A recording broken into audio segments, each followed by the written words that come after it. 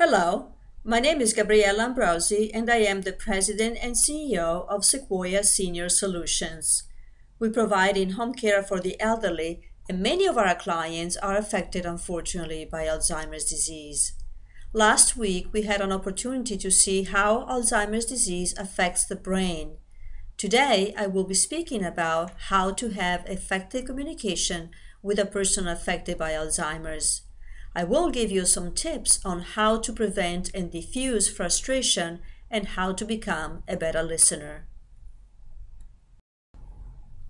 Your facial expression, your body language, the tone of your voice are extra important when talking and communicating to a loved one with Alzheimer's disease. It is also important to approach her from the front to avoid startling her. If your loved one is sitting, sit down when talking to her. Also, make sure you have some light on your face. It will help the person who has Alzheimer's disease to see the expression on your face and understand what you say and what you mean. Make sure you maintain eye contact as you speak. If there is a chance your loved one will not remember who you are, set your pride aside and say your name before you start the conversation.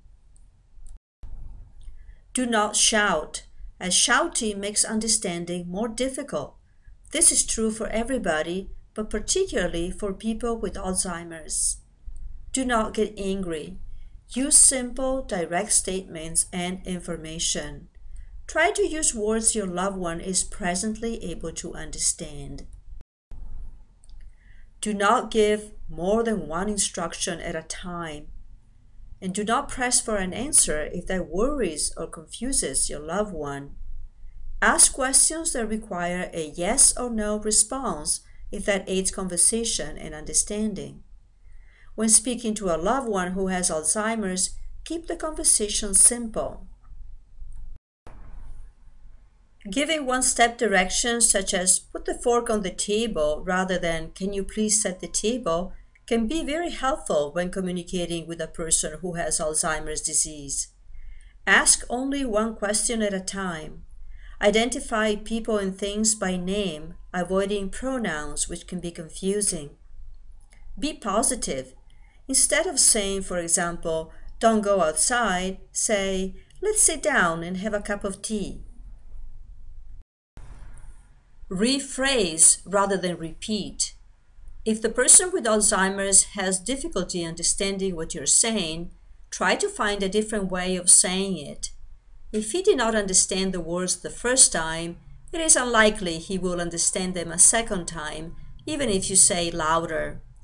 Adapt to your listener's way of communicating. Do not force your loved one to try to understand you. And try to reduce background noise, such as from the TV or the radio when speaking. In addition to making it harder to hear, the TV or radio can compete with you for your loved one's attention. Be patient. Encourage your loved one with Alzheimer's to continue to express her thoughts even if she's having difficulty.